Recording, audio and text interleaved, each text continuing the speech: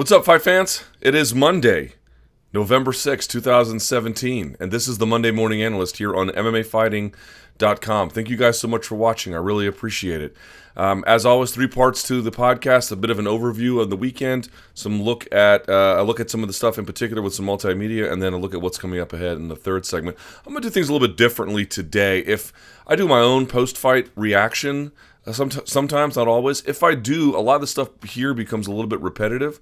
So if I don't do one of those, I'll cover the whole card on this. If I do one of those, then I'm going to just sort of cover the highlights of this one, and then I'll give you guys a chance to watch. I think it's over on the side of the screen. I can never tell anymore. But just look up at the top of the screen. You'll see I've got a link to my post-fight show. You can check that out. I covered everything right from MSG for UFC 217 in full detail. No need to really go into it all over again the same kind of way.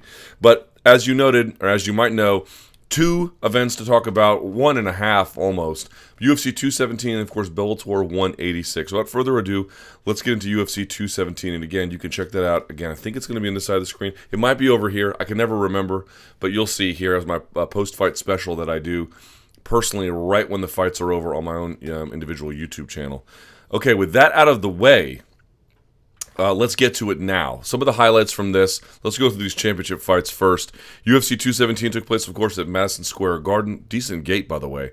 6.2 million with an attendance of 18,201.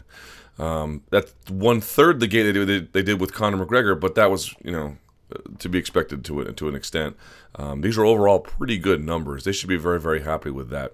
Now, in the main event, George St-Pierre defeating Michael Bisping via rear naked choke at 4:23 of the third round. This is just George St-Pierre, man. I mentioned this in the post-fight special. If he wasn't the greatest of all time before, the argument just got significantly stronger. And the reason why is because a couple things stood out to me about this. Number one, St-Pierre said he wasn't really the body he had to keep for a middleweight fight wasn't natural for him, and maybe that's true. But Michael Bisping has excellent takedown defense, and when George St-Pierre grabbed a hold of him, he couldn't stop him. He was able to get up a couple of times, but he couldn't stop the initial takedown. So he has plenty of strength for this, and his takedown timing was perfect. He gets his shoulder right on the other guy's hip so cleanly.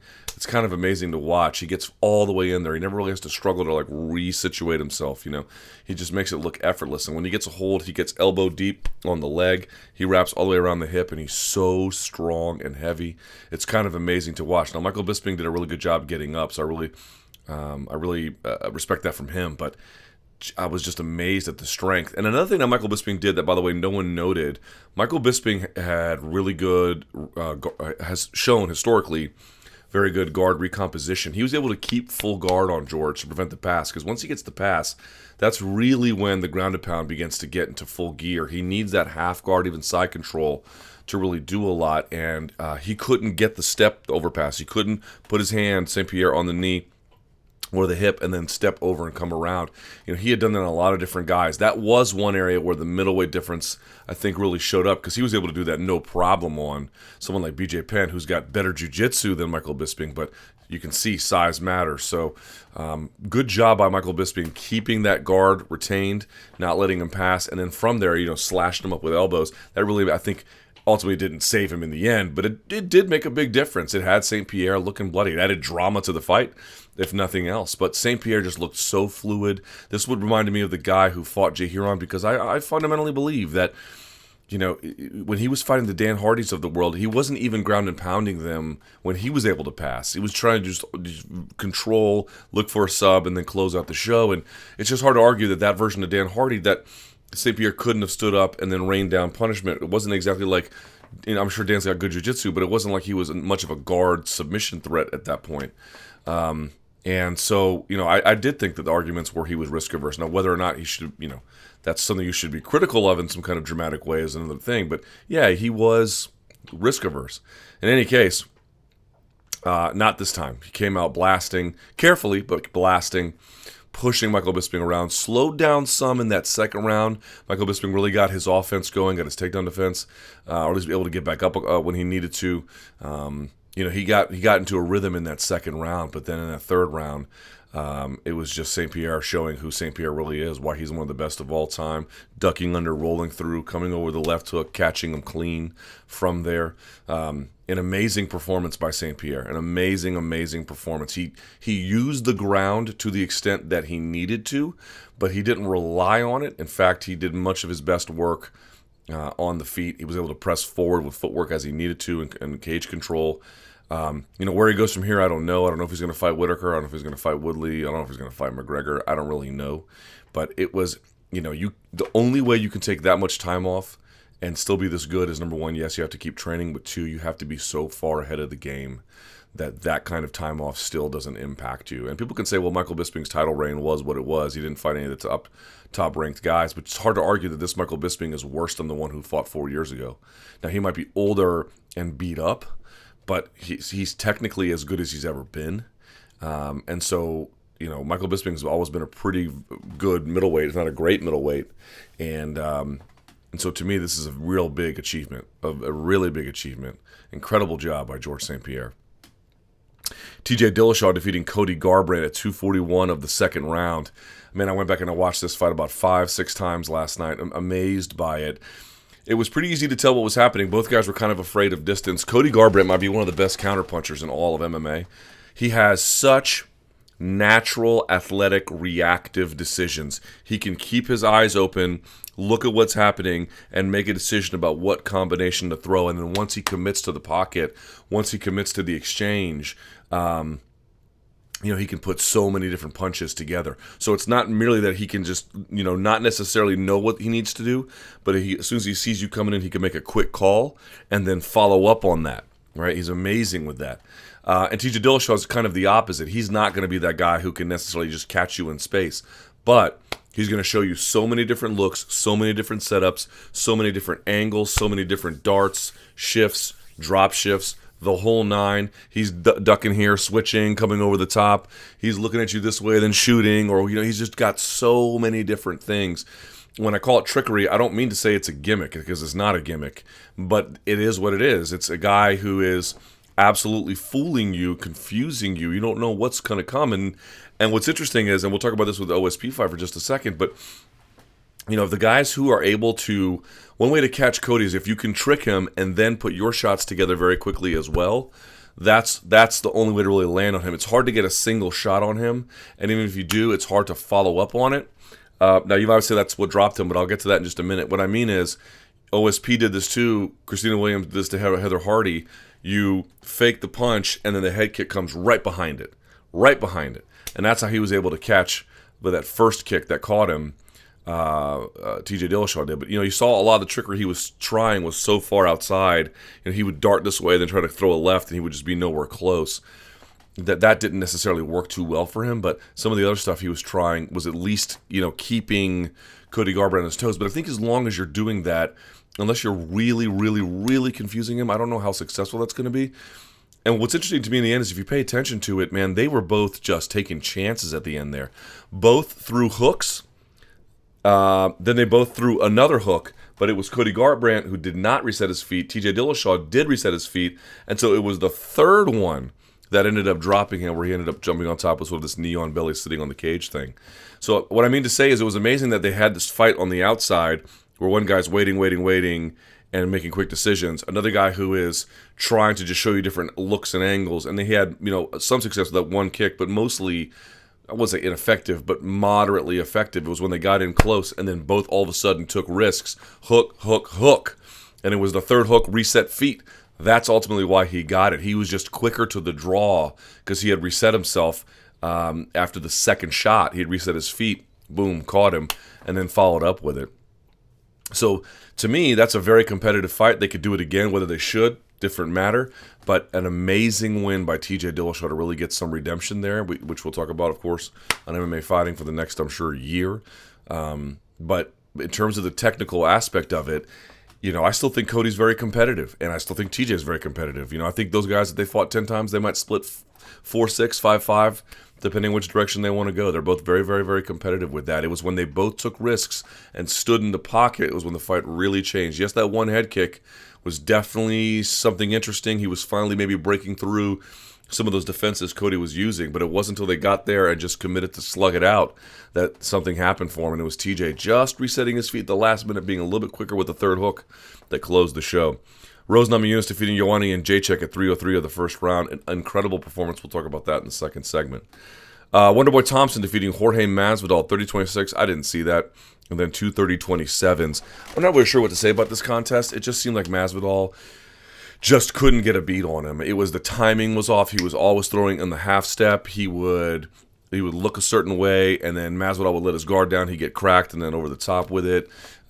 It was just he had a couple of moments there where he was if you can get Wonderboy to sit down and throw 2 punches or more, some things begin to open up. But if you can throw a kick and then a punch, and then a punch, then a kick, and then a punch, and then step off at an angle and throw another one, he's really good at the 1 or the 2 shot. When he begins to throw 3 or more in succession, that's when he's stationary enough to be hit. But as long as he's throwing the 1, the 1-2, the 1-2, the 1-2, as long as he's doing that, he's really, really, really, really difficult to figure out. I hope people have a renewed appreciation for what Tyron Woodley was able to do in shutting all of that down. Different strategy, of course, and I don't know how entertaining it was, but it was very difficult to pull off, and he did it twice, basically. So, very, very impressive. Jorge Masvidal is an talented guy. He just seems to lose the big fights that he's capable of winning in some ways, and I don't really know what the answer is. I don't know why it keeps happening, but he just couldn't get out of second gear on this one. He was always trying to figure out. He had trouble. You can take center on Wonderboy, but that doesn't really mean a whole lot unless you can really back him up against the fence, and that's very, very hard to do because as you come forward, he's hitting you and then off at an angle. It was just too much for him to handle. It was just too much for him to handle, to be honest. If you're going to make it about your fists, you got to really pressure him. You got to really force him back. You have to really corral him, and he's so good about lateral movement that it becomes impossible. Paulo Costa defeating Johnny Hendricks at 123 of the second round. Well, Hashinya looked good, but I think he still has a long way to go before we really know how good he is. But Hendricks, and this is 1-5 in his last 6. I think this is probably the end of the line for him. If not, it's pretty close. I don't really know what to say about Hendricks. He's not a middleweight. He looks poor. It's sad to see, but it's the reality we live in. And again, if you want more information or more discussion, I got that on my post-fight special.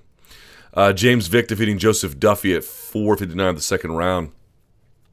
Duffy's so good about taking command of the center and commitment to the pocket that I think he startles a lot of guys early, but Vick eventually settled in, spoke to Vick afterwards, and he was just saying, you see almost like a Holly Holm type, where they get the nose, knee, and a foot all in a straight line as he leans his weight forward. Everything is kind of a linear attack. He does move his head and stuff, but more or less it's kind of linear. So the front kicks, the jabs, the crosses, the uppercuts, anything kind of straight down the middle is a bit of a test for him, and you saw that perfectly as time went on. In the first round, he was throwing teep kicks, and they were landing, but they weren't exactly like pushing him back. But once he slowed that down, once he was landing with a little bit more authority, once those jabs were really sticking through, it slowed Duffy down. And once it slowed Duffy down, then more of the offense could come behind it. And he hit him with that, perfectly timed uppercut as he was leaning into it. You could see how much posture matters. You saw it in that Damian Stasiak fight with Kelleher, man. If you're hunched over like this, they're going to set you on fire at this level. And that's exactly what he did. 8-1 in the UFC's lightweight division, man. This guy really, really deserves a tough fight and deserves a guy who can test him. Vic still does a little bit of the chin stuff in the air when he throws his jab. He's got some issues to still work on, but he had a great game plan. He had a great the ones who win at this level are the guys who understand who their opponent is. I'm not saying they have to watch all the tape in the world, but they basically have an idea of who they are, and have a great game plan, and then stick to the execution of it. And he stuck to the game plan despite a little bit of a slow start in that first round. Great job by James Vick. Mark Godbeer and Walt Harris, you can look up here for more information. Ovince St. Preux versus Corey Anderson. St. Preux is such an improved guy, and I mentioned this on my post-fight show. Duffy kind of kills me because he's so talented, but I have not seen a ton of growth from him. I've seen a ton of growth from Ovince St. Preux, and it's been a little bit slow. It's been a little bit at times maybe not so easy to decipher. It wasn't like you could tell a whole lot from the John Jones fight, for example, but in this one, you can just see he's much more comfortable with combinations. He knows how to manage his energy. He's got that veteran experience. He doesn't panic when he gets into rough situations when he was being thrown around. So he's able to combine all that cage time with all these developmental skills he's really worked on. And now he can trick guys too. He did the same thing, the Williams Hardy kick. throw the shot, they slip to the outside, you see them ducking a certain way, and then crack them when they come into that side. It's exactly what he did. Same thing. That kind of trickery, man. You saw St-Pierre say at the top of the card, it's the ones who can set traps, it's the ones who can trick, it's the ones who can confuse. Those are the ones who really ultimately succeed at this level. Having big power and, a willingness to bite down the mouthpiece is great. It doesn't hurt necessarily.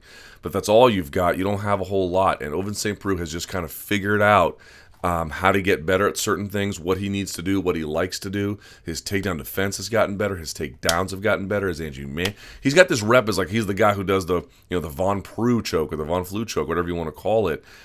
I almost think it's like kind of unfair. I mean, it's sort of like what sets him apart, I suppose. But to me, it's like if you've been watching and paying attention to him since the Strikeforce days, he used to have like bad balance, like Travis Brown stuff. And now he's totally centered. He's got really clean, economical movement, great awareness, great vision. And now he can see things you're doing wrong, make a mental process about it, and then act on it. This is not an automatic thing. A lot of guys can't do that. So, you look at someone like James Vick, who had time to prepare for Duffy, figure out a game plan, what's he going to do, and then act on it. This guy had 10 days. What are you going to do with 10 days? Not a whole lot. And still was able to make a read in the middle of the fight and ultimately execute. Ovince St. Preux should be very proud of himself. All right. Randy Brown defeating Mickey Gall. Mickey Gall just wasn't... He had a great second round. But when he's underneath, sometimes he doesn't have enough control, enough overhooking and collar tying to get posture control. And even if you have full guard, and his guard is good. He's got good hips. He's elevating them. He's turning them. He's got a lot going on. Like, Mickey Gall is a very naturally talented grappler. And there's no denying that. He can do a lot with that. He can beat a lot of guys with that. But he's so green everywhere else. And I think... I talked about it before. No one likes to get hit, but some guys lose composure. And look, losing composure is understandable. It's not like a knock on them as like about their courage. Yeah, some guys are very good at just getting hit and like no selling it. Some guys aren't very good, but can get better over time. So to say that Mickey Gall, lacks composure when he gets hit, yeah, right now, but that's not a permanent condition. Or it may not necessarily be a permanent condition. We have to see what he can do as he develops. But he lacked a little composure getting hit like that. You can still see it's a work in progress for him. And underneath, man, I just didn't see enough upper body control. In MMA, in pure jiu-jitsu, you can often sacrifice upper body control depending on what kind of attacks you want to employ. It's not necessarily something you need in great detail. But in MMA, it is something you need in great detail. You're going to get bombed on if you don't.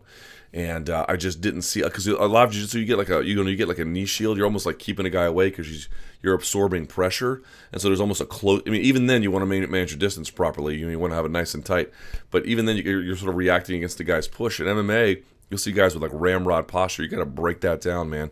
You got to really bring them to you. And again, easier said than done. I couldn't do it against Randy Brown. I'm not saying I could.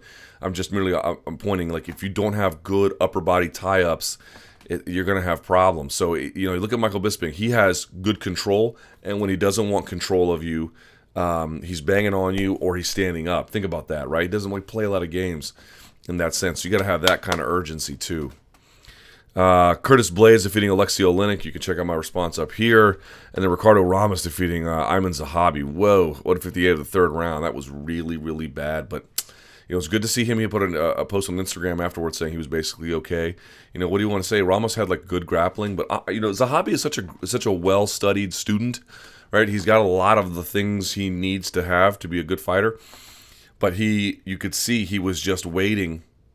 Ramos was on the extension of that right, so he could whip around over the top, And he threw the right once. They moved over, and he threw the right again. Didn't withdraw it quick enough. Didn't move his head. Didn't throw a right and then shoot. Just kind of stuck it out there. As soon as he threw it, bang. Pushed him right into it and had a vicious, vicious KO. An unbelievable job by Ramos on that one. So, nice win for him. Your bonus winners, here's how it went. Performance of the night, $50,000 to St-Pierre, Dillashaw, and Namajunas. That makes sense. And then splitting up $50,000 is Preux and Ramos. So each of those got 25. So 50, 50, 50, 25, 25. I was kind of confused about that on fight night. Okay, let's take a look at Bellator 186. Okay, very quickly. Bellator 186, not a whole lot to say about this one. This took place at the Bryce Jordan Center, which was on the campus of Penn State at University Park, Pennsylvania. In the main event, defending his heavyweight title, Ryan Bader defeating Lytton Vassell at 358 of the second round. Lytton Vassel's a very talented guy, but not a whole lot to say about this one. Just kind of overmatched in the end, which you knew going in necessarily, but even Ryan Bader defeats Lytton Vassell, at 358 of round 2 via TKO. This was Ryan Bader just doing what Ryan Bader does. Was taking him down whenever he needed to, absolutely banging on him on the ground. Lytton Vassel's a good offensive grappler and is a strong guy. I don't know how good of a defensive grappler he is or how much of a defensive wrestler he is. So he's good when he has the strength or the skill differential going in his favor in that direction. But, when he's the nail and someone else has those skills like he does at a higher level and has a better athlete, he turns into... when he's the hammer, he's the hammer. But in this particular case, he got turned into the nail pretty badly. So, nice, solid win for Ryan Bader in that main event, defending his title. Ilima McFarland defeating Emily Ducote at 342 of the fifth round. It was kind of like their first fight, where Ducote is so scrappy, she's so talented. But McFarland was just a little bit a step ahead, Even if Ducote could get a takedown, even if she could reverse, even if she could handle herself in the clinch, she handled good shots. McFarland was always kind of had one extra level she could push to take the fight where she needed to. So I still think very highly of Ducote, but McFarland now 2 for 2 against her, and getting the finish in this one took her a little bit of time to get to it, but it's just I feel like if Ducote could get more time, she could be something special, but I don't want to take away from McFarland either, who I think very highly of and clearly is the best grappler in that division, maybe in all of women's divisions in Bellator, to be quite honest. She's amazing and deserving champion for sure, but it was like their first fight played out again over a longer period of time with the same kind of complexion. It didn't exactly change a whole lot. Phil Davis defeating Leonardo Leite, getting back on the win streak. I didn't like all this performance from Phil that much. Couldn't really get the takedown when he needed it. Didn't do a whole lot on the feet when he could have. He won pretty cleanly.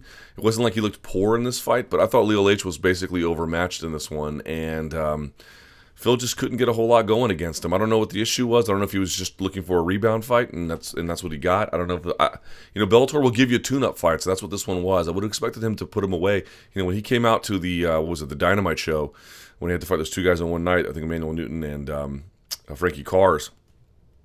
He was a man possessed. I just didn't see a lot of that this time. And again, maybe that's because Leite we underestimated. It could be that way, but not the most impressive performance from Phil Davis I've ever seen. Ed Ruth defeating Chris Dempsey. Chris Dempsey did not have the nicest run ever in UFC, but he's not some pushover. And Ed Ruth just put it on him, boy. Ed Ruth is really developing into something special. Again, still needs some work. Don't want to push this too far. Don't want to say something he's not, but if Phil wants to get you down, if Ed wants to get you down, he can. An incredible athlete, coming along nicely with the hands. This guy has been given, I think, the appropriate kind of treatment on Bellator. He fought on a bunch of cards in the middle of nowhere, fought against a bunch of guys you never heard of, because that's what's supposed to happen. These guys need time to develop. It takes time to develop, and you're slowly seeing the fruits of that labor. Nice win by Ed Ruth. And then Ottawa defeating Zach Freeman at 107 of the first round. Kind of a weird thing. Sort of hit him in the back of the head or the side of the head, wobbled him, and then another one followed up right after it and put him down.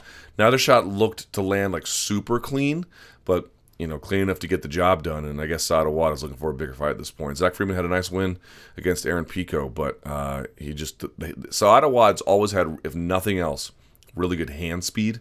And I think you saw more of that play out this time. So good win for all those guys. And congratulations to Ilima McFarland. All right, so let's take a look at the win by Rose Namajunas, because when I watched this in real time, I just couldn't believe my eyes. I was trying to figure out how she did it. Here's how she did it. Footwork, taking away the jab, leaping hooks. I'll explain what I mean right here.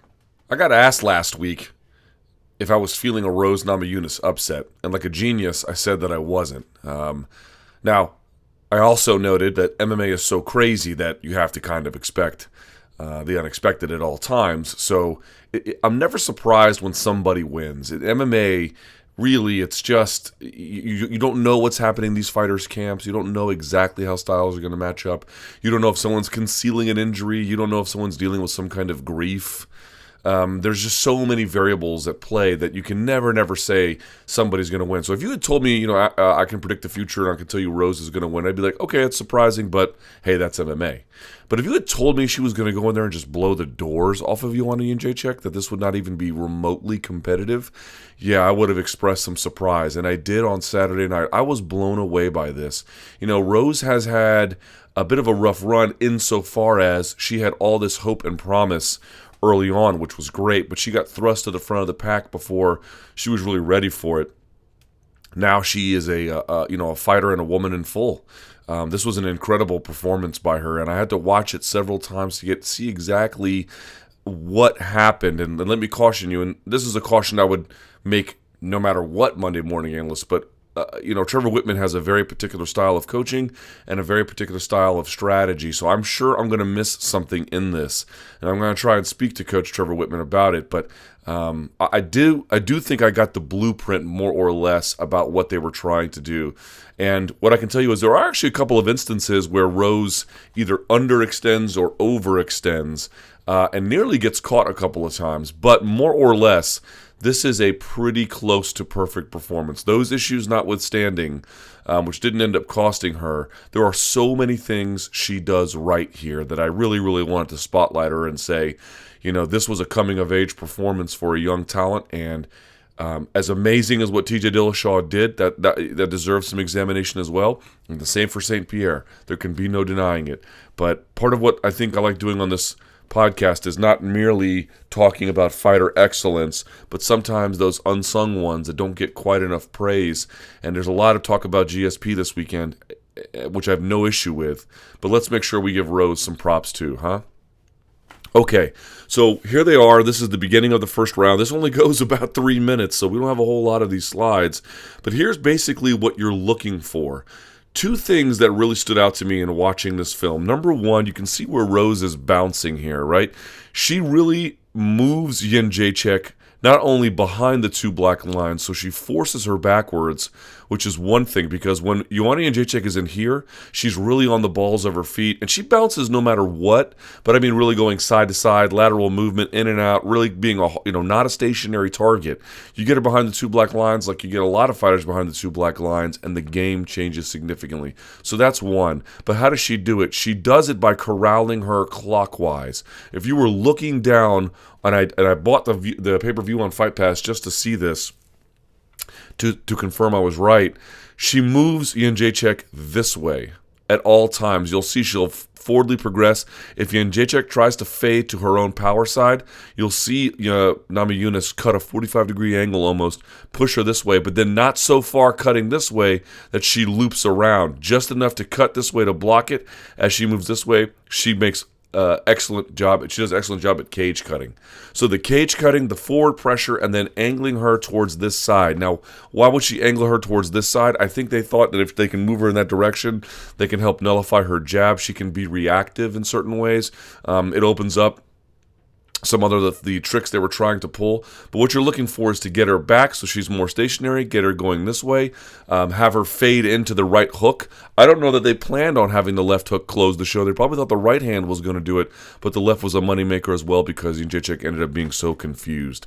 So let's see what happens here as we go through these slides. Here they are opening up. Let's take a look. And you can see they're bouncing, going side to side. Now here they are facing off a little bit later. I just wanted to show you this for a second, just to give you a sense of where they were and what she was trying to do. They start here, but they don't end up here, obviously. So we get to the third slide here, and the screen is going to digitize here at some point, I trust. But you can basically get the idea. Let's see what happens here. They're facing off. You can see Rose. Rose will do a lot of different things. She'll paw with the left. She'll paw with the right. She'll lean right. But the big one you're going to see over time is she's going to load up on the left. Because I mentioned the footwork, and that's really important. But the big key here, and this is the title of the video, is the leaping hooks. The leaping hooks are really what does the job here for Namajunas. And the reason why is because I think it's kind of hard to get in on the inside of the jab of Jedrzejczyk. She throws a lot of volume, so if you can counteract the volume, which to some extent Namajunas does, there's an opportunity there. But the big thing is just hard to get the right range on her. To double, triple jab on the inside and catch her. That's going to be hard. But if you can leap out of range in a way she's not expecting, and you can create some interesting setups to get her to drop her hands, all easier said than done, you can land on her. And that's exactly what they did. So here they are facing off. We go down. You can see here, look at that. See that bending? Look here. Kind of up. She's going to lean left. Oops, let me go back. She's going to lean left like that. Right? Let's see what she does. She's going to step in. Now, Jedrzejczyk's going to try and catch her with a jab, but it doesn't quite work. It partially misses. Rose Namajunas does a really good job of slipping punches. She lands a left of her own, right? And then tries to, at least considers throwing a right, but at that point, Jedrzejczyk backs up. So what am I seeing here? Don't want to read too much into any kind of one exchange necessarily, at least not one where there's a lot of impact, but you can see exactly the kind of movement she's setting up down the line. Namajunas waits for the jab, slips it, comes around with a left of her own. It also kind of misses, but you can see what she's looking for. All right, we move on in the fight, and there they are. They break away. Here we are at 4:10. All right, they're far apart. One thing you notice that Namajunas was really good about was not merely corralling the directional movement inside the cage of Joanna Jedrzejczyk, but more than that, again, when she throws the jab, if she's so far away, there's not much you can do. If she throws the jab in tight, she was slipping and countering, a lot of inside slips. She was countering. The other one was if she had just, Namajunas before this, had just thrown a kick. Throws a kick, backs out. So you can see the reason I took these pictures is because there's a ton of space. Namajunas backs up just a little bit after she creates the initial space, but here more or less holds the ground. She is anticipating Jedrzejczyk coming forward, which she does. Here she is. She's coming forward. You can see Namajunas sitting down the punch, getting ready to go. She comes in with the punch. Namajunas kind of eats it. She doesn't slip on this one, but you can see it throws the left hook around it, sort of counteracting this right hand here. Not quite a jab. Or no, I think she slipped the jab, then the right hand came, and then she throws this over the top. So anticipating that forward pressure, I think this is part of what helped her establish the backwards pressure, or the backward steps, rather, that Jedrzejczyk ended up taking. And then she can see through the right over the top, right? Here they are again. 1 minute has now transpired. You see them facing off. What are we about to see? Let's take a look at this, right? Namajunas loading up on the left side, right? That's kind of important. How's she going to react? How's she going to use it? She's going to leap forward. That punch should look very familiar to you. She misses by a wide margin, and we're going to let this digitize here. She misses by a wide margin, but this is a big key component of what she was doing. She's going to lean left. It looks like she's going to go to the body, or it's not exactly how she's, maybe she's going to come straight up the middle. It's hard to tell. In this case, she comes straight up the middle but misses, right? Because she's too far away. She's still calibrating that distance. You can see it takes a second to get that kind of thing going, but I just want to sort of show you that's what we're waiting on here, right? And you can see she tries to follow up with the right. It doesn't automatically land. Again, she's still a little bit wide, but you can see how she's going here. Trying different things from different sides. From that left side, really sitting down, rotating the hips down so she can leap into position. You have to get to the right distance, and you have to create some confusion, because if they just block it, what are you doing? You can get countered really badly. There is some risk involved in this, but you'll see some of this as time goes on. And you can see Jedrzejczyk lands a decent, sort of counter shot here on her own. So Rose is still trying things here, but you can see he makes quick progress. All right, let's take a look here. All right, here they are facing off about 8 or so seconds later. Now you're beginning to see what?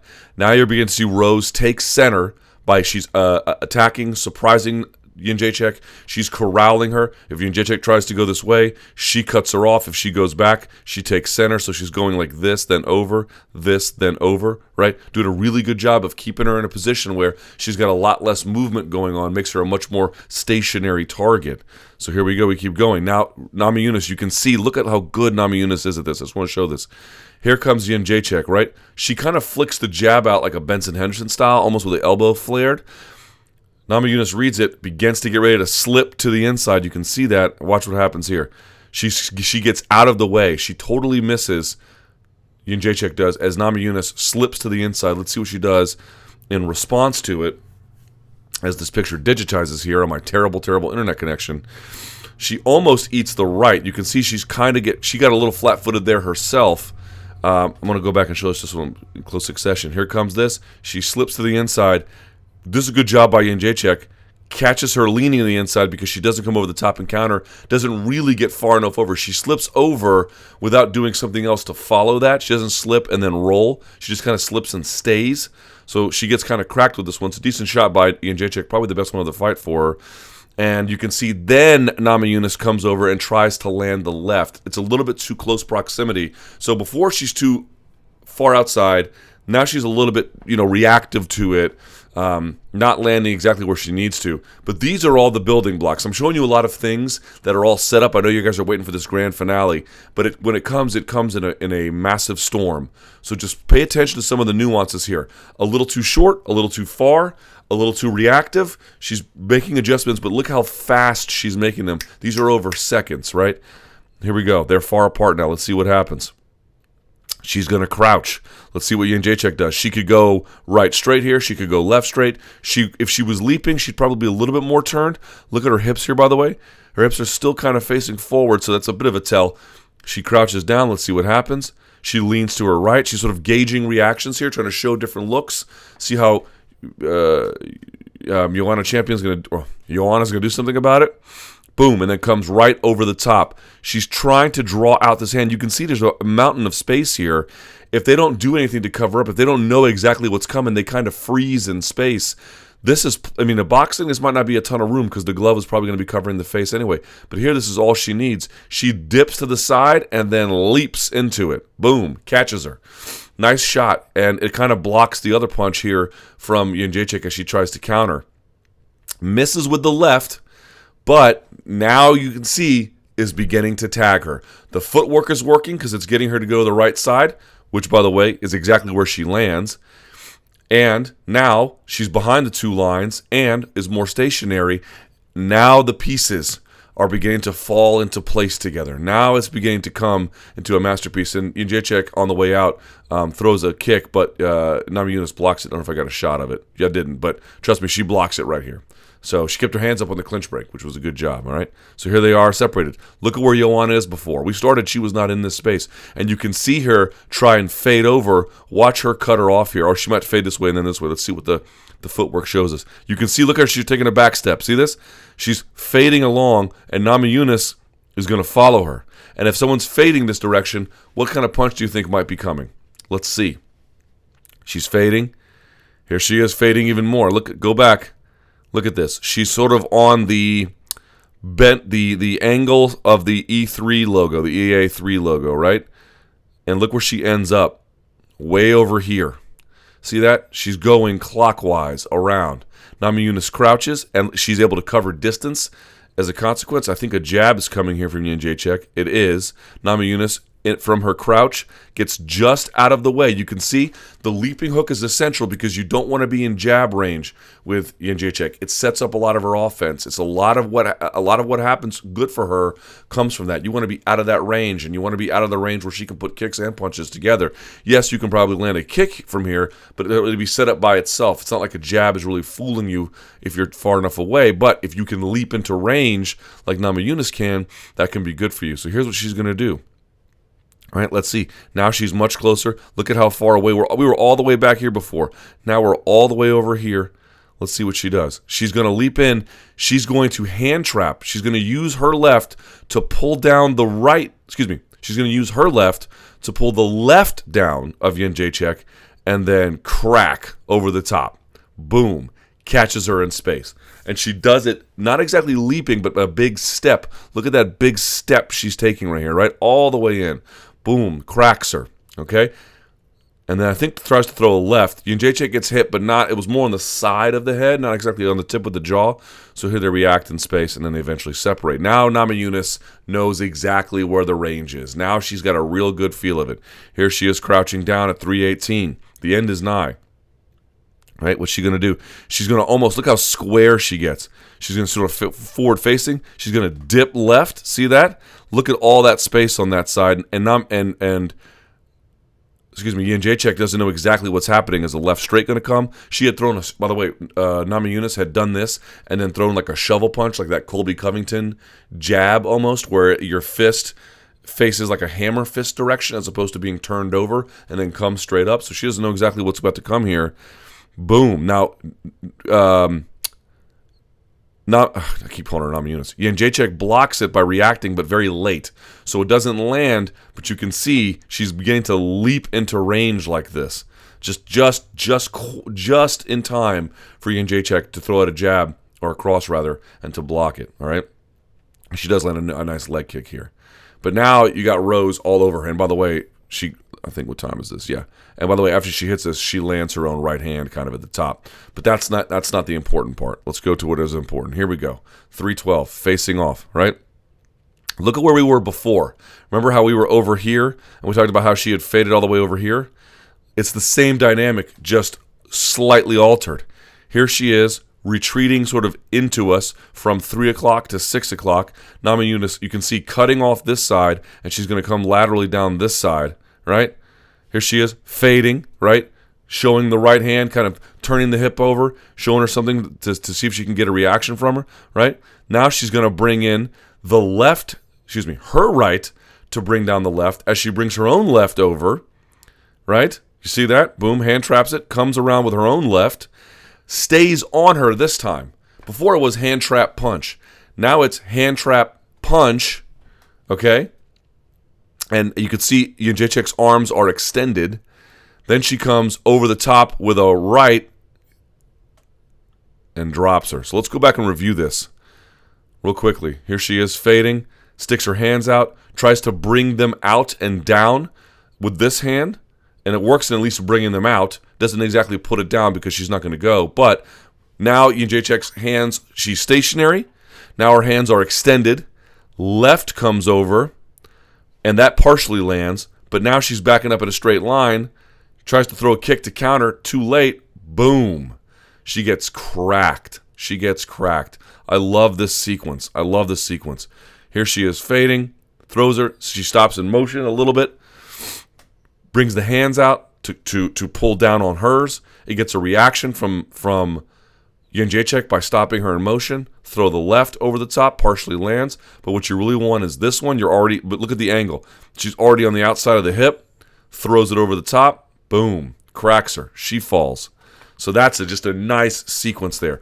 At first it was hand trap, throw the right. Now it's hand trap, or at least pull the hands out, throw the left, then the right. So she's just adding depth to the combos over time while forcing her to circle in the direction she wants to go, and now landing from, at least in that particular sequence, the same side, the right side at first, and then the hand trap right. So pretty spectacular stuff. She has the right distance. She is controlling Jedrzejczyk and has her totally confused. And I really like this as well, right? So here she is on top. She got a little bit, not lazy, she got a little bit confused about what to do here, like how to pass, what to do. Let me pull back here. She should have pushed down on the ankle, and she didn't, but she keeps going. And what I liked about what Namajunas did here was she got a little bit confused about what to do in this initial attack. I think she was waiting for Jedrzejczyk to re-guard, and she didn't, so she begins to push away. She controls her here. Here she is, controlling the far side hip. She's banging on her, right? Jedrzejczyk stands. She doesn't throw an illegal strike, thank God. Jedrzejczyk whizzers here on this side, and then she's trying to pummel in. Rose doesn't let her up. She just slows the ascent, lands a couple shots on her, and then essentially, you can see her closing the bicep here, backs away, throws a right. I think she throws a left here too, and then, maybe it lands. Jedrzejczyk throws the kick. My point being is, rather than expend a bunch of energy trying to keep Jedrzejczyk down, make her work to get up, land a few shots, steal on her on the way up, and then back away because you're having success on the feet. All right, here we are now. We're getting very close to the beginning of the end. I think just 30 seconds away or so. You can see how far she has backed up Joanna Jedrzejczyk at this point. She is absolutely controlling her with fantastic footwork. She's a hard target, and she's out of range at almost every time. Have you noticed that? She needs this jab to really get a lot going. She's not giving it to her. That's why these leaping hooks are tremendous. They're coming from one side. She's hand trapping here and then throwing over the right. Or she's hand trapping here, pulling the hands, throwing the left, then the right. And at each point has backed her up already. If she tries to come forward with the jab, she waits, creates a pocket, and then slams into her as she tries to do that. So she has done a masterful job of establishing this condition here, where she doesn't really know what's coming next, and has been has been corralled into this space. So let's see what's next. So here she is. She steps in, throws a right. She gets a little reckless here, right? There's no setup. That's what I didn't like about this one. There's no setup. So she just jumps into it. She tries to throw it. It doesn't land. You can see this from Jedrzejczyk. She has just enough space. I think she thought she was backed up enough where she has nowhere to go and she could easily land on her, but she had just enough wiggle room. You see that? Look at her heel. There's maybe a foot here.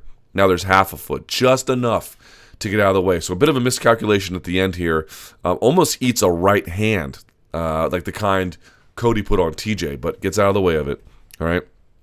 So she makes almost an error, but here is when she corrects it. Here they are facing off. She's trying to come forward. Now Namajunas begins to vary things. So I don't want to go to the right, even though I could, because look how wide open it is, but it's open on the left too. Look at what she does. She has almost a forward-facing hips, right? I love what she does here. She shows left, she shows right, she shows hand up, she shows hand down, shoulders turning, waist turning. Jedrzejczyk's just kind of frozen in space. Look at her not really moving, right? Sticks the hand out. Here come her hands, right? Just kind of pawing out there. Hands come out. Jedrzejczyk does this a lot. If you paw with your hands, she kind of paws back a little bit. They're trying to draw out the reaction for this because now she's going to lean. Jedrzejczyk might be thinking it's coming here, so she's going to bring her hands down, or she might be thinking it's coming up the middle, so she wants to parry, and instead here she is, still showing all these different motions, right? Meanwhile, she's getting a little bit closer. Have you noticed that? Look at the feet. She's kind of starting out here on the monster logo. Now she's a little bit further away. Inches matter. Remember that. Now she loads up, right? She's going to load up on the left side, right? Going side to side. Look how far away she has pushed into this. Look at all the different things she's showing here. I just want to put this out. Showing square hips, right hand up. Sort of, moderately tilted hips, left hand up.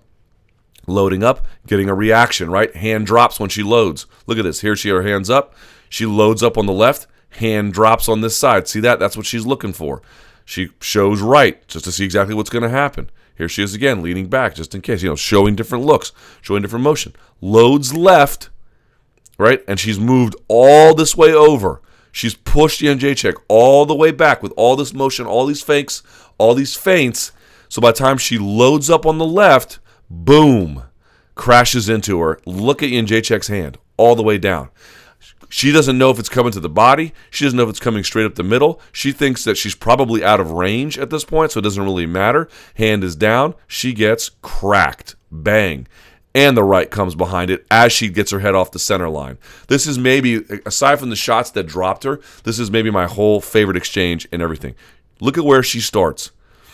She starts all the way back with her heel on the monster logo, showing side to side, fakes and feints, head movements on different sides, shoulders turning, hands up, different distractions, trying to figure it out, slowly inching her way forward, loads up on the left, bang, gets her by that leaping hook, by taking away and totally nullifying, by eliminating the jab of Jedrzejczyk, the leaping hook. I love this from Rose Namajunas, right? Boom. Gets to have the center line, cracks her with a right too. So now we are really at the beginning of the end. She has been landing on her. She's been absolutely, totally figured her out. The game plan they had was 100% correct, right? So here she goes. Let's see what she does. Sort of behind the two black lines. She's going to lean back as Jedrzejczyk. She sees Jedrzejczyk sort of load up her left. She's going to lean. Right? Jab, nowhere close. Look at how far away this jab is. Rose has totally eliminated. I mean, this isn't even remotely close. And she's throwing it out there, that's fine, but it's not even there's nothing there. So she makes her pay. As she retreats it, puts pressure on her, loads up, right? Let's say loads up. See that? Puts pressure on her. She's kind of not exactly sure what to expect here. Right? Backs up. Let's see this as it digitizes. Right here she is doing the same thing before, showing a bunch of, look how many different looks she's showing. Right, gets out of the way, leaning left, backing up, coming straight forward now at this whole time. Now she has corralled. Every time she does this, every time she shows a left, shows a right, turns a hip, turns a shoulder, bounces in, bounces out. She never takes such of a bounce back that she loses space, and she's able to confuse an opponent and get them to be stationary. The slides don't do this justice because you just can't appreciate how much she has stopped the motion of Joanna Jedrzejczyk. It's not really that she's confusing her with the hands and the shoulder feints and the hip fakes, all that stuff. It's that she has corralled her into this space and she has got her motionless, borderline motionless. So by the time she knows exactly where she needs to be, Jedrzejczyk's not doing anything, right? Drops the hip. What do you think is going to come next? I want to show this in slow motion too. Got her exactly where she needs to be. She can see exactly what's there. She's going to load up. The hands kind of come out just a little bit, not much. And watch this punch. Look at where Jedrzejczyk's hands are when the punch comes. She thinks it's going to be a parry. She can stop down the middle. Bang! And then she just... by the way, Namajunas throws a right and then a kick at the same time. Just brilliant work here from her. I just want to show this very quickly. Right? Here's the final sequence. Let's go to this.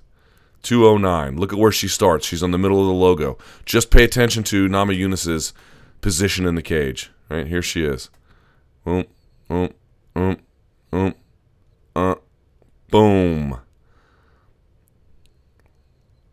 I mean, it's just amazing to watch this.